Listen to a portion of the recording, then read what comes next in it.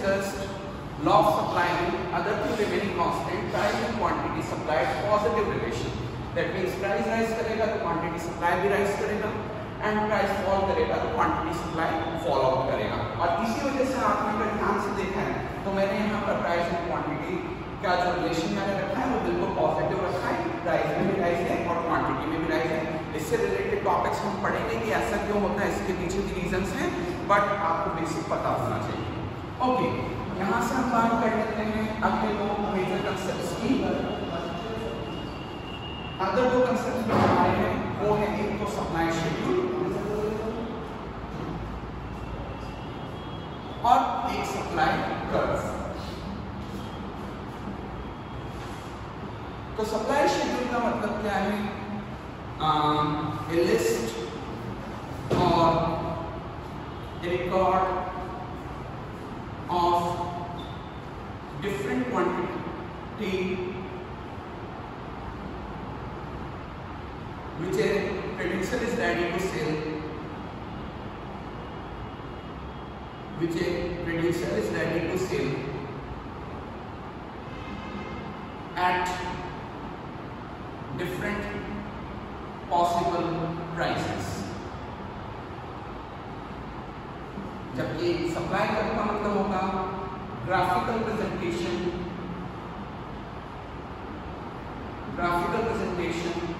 Of supply schedule. दोनों बता देता हूँ बेटा. इट इज अ लिस्ट और record of different quantity which a producer is ready to sell at different possible prices. बार बार बेटा मैं बात कर रहा हूँ not selling, ready to sell मतलब प्रोड्यूसर कितनी क्वांटिटी सेल करने के लिए तैयार है. हमने बार बार पहले भी डिस्कस किया था. Both consumer and producers are free to make their decisions कि कितने प्राइस पे उनको खरीदना है, कितने प्राइस पे बेचना है. तो सेलिंग करना अलग है और सप्लाई करना अलग है.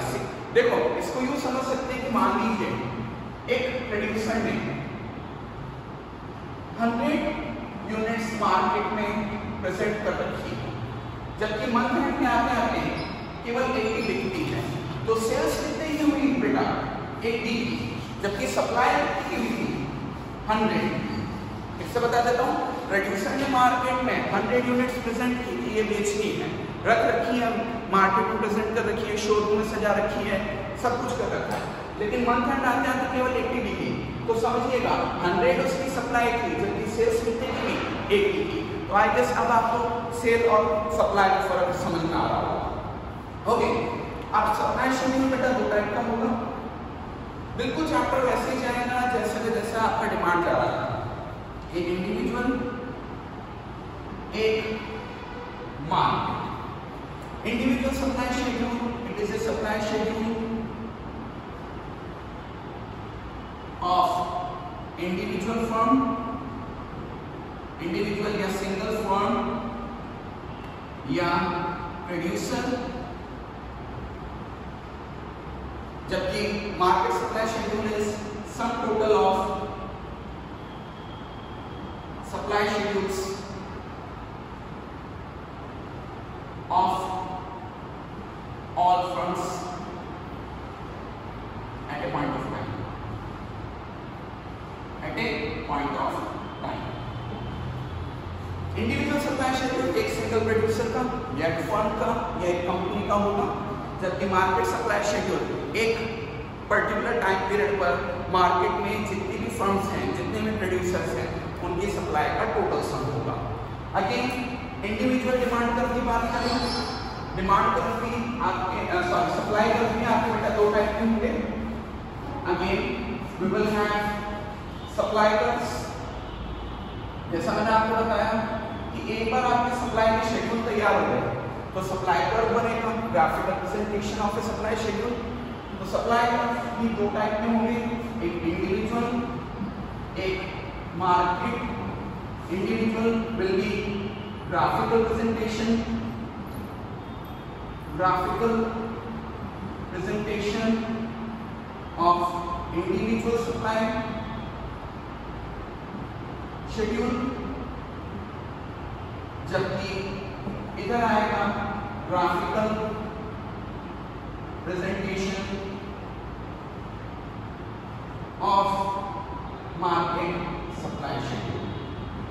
बिल्कुल बेटा चैप्टर वैसे चलेगा जैसे डिमांड चल रहा था, उसमें भी अपन individual demand and market demand पढ़ेंगे, फिर उनके शेड्यूल और सब कर्व्स देखे थे। सेम वे यहाँ पर भी वही चल रहा है। तो इंडिविजुअल सप्लाई एक इंडिविजुअल प्रोड्यूसर या फर्म की होती है, जबकि मार्केट सप्लाई पूरी फर्म्स का टोटल या मार्केट में एक पर्टिकुलर टाइम पे जितनी फंड प्रेजेंट है उनकी सप्लाई का सम टोटल होता है। सेम वे जब हम कर्व बनाते हैं तो इंडिविजुअल मार्केट तो इंडिविजुअल सप्लाई शेड्यूल से जो कर्व बनेगा वो इंडिविजुअल सप्लाई कर्व होगा, जबकि मार्केट सप्लाई शेड्यूल से जो कर्व बनेगा वो मार्केट सप्लाई कर्व होगा। अब एक बार इनको बना के देख लेते हैं। So as we have said supply schedule बनाते समय चाहे किसी भी टाइप का सप्लाई शेड्यूल बनाएं तो जनरली आपको ध्यान रखना है अगर to remaining constant price and quantity supplied follows positive relation. तो यहाँ पर मैं सप्लाई शेड्यूल बना के दे रहा हूँ बेटा ऑफ ए लिमिटेड। मैं एक फर्म बना दे रहा हूँ ए लिमिटेड, उसका सप्लाई शेड्यूल दे रहा हूँ ये px ये qx, मान लीजिए प्राइसेस 1 2 3 4।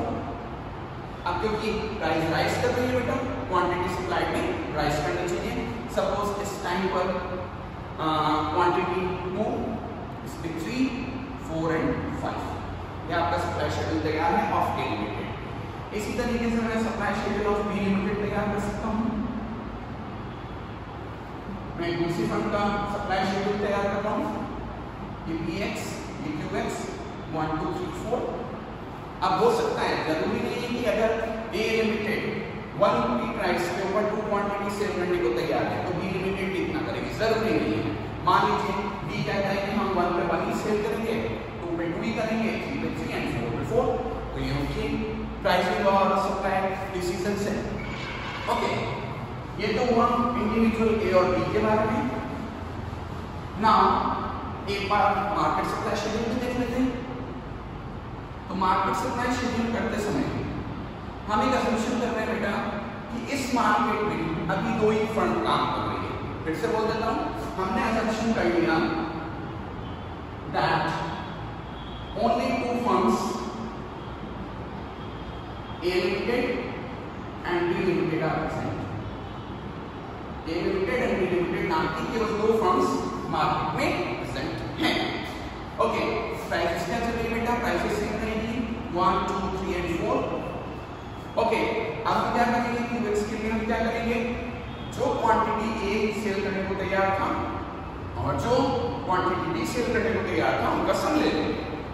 तो 2 एंड 1 मार्केट सप्लाई 1 रुपये पर आर्टिकल पर यूनिट पे हुआ 3 plus 2 that is 5, 4 plus 3 that is 7 and 5 plus 4 that is 9। So market supply schedule ये तैयार हो गया। अब रही बात कर्व्स की, तो ये आया आपका क्वांटिटी, ये आपका प्राइस। यहाँ मैं ए लिमिटेड का कर्व बना रहा हूँ, जबकि इधर मैं बी लिमिटेड का कर्व बनाऊंगा। ये हो गया पी, ये क्यू।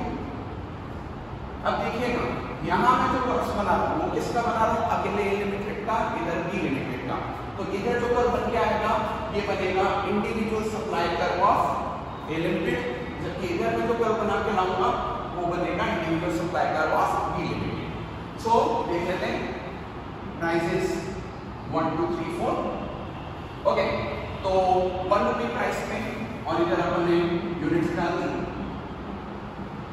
1 रुपये प्राइस में क्वांटिटी से डाउन करेंगे 2, ये 1 की प्राइस है 2, फिर 2 पे 3, 3 पे 4 एंड 4 पे 5।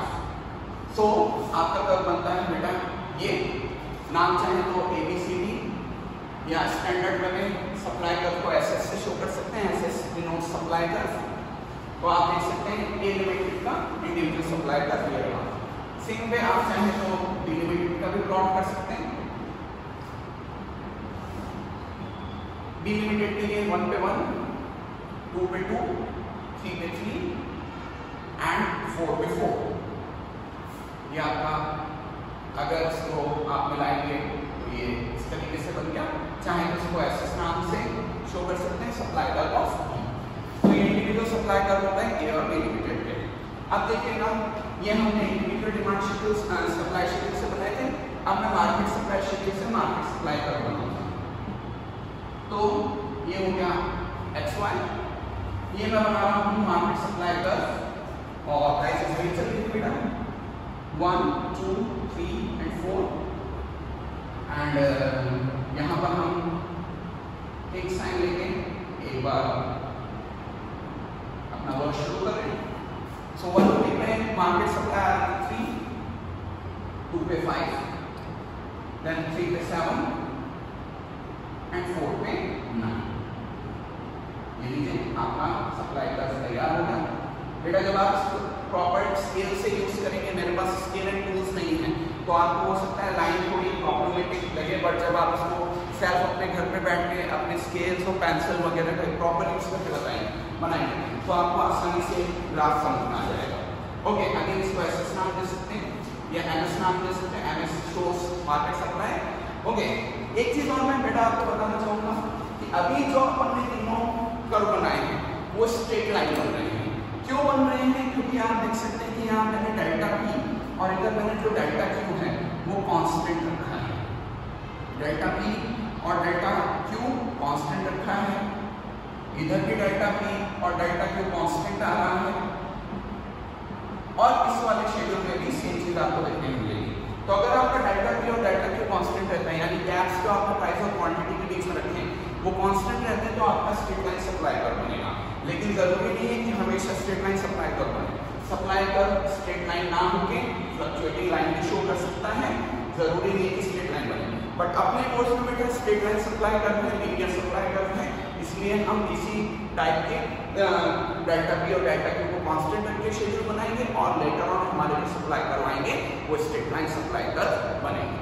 So here it is basic supply schedule, bidding, both type of supply curves, both type of supply schedules are finished. Now we are entering in the next part of chapter.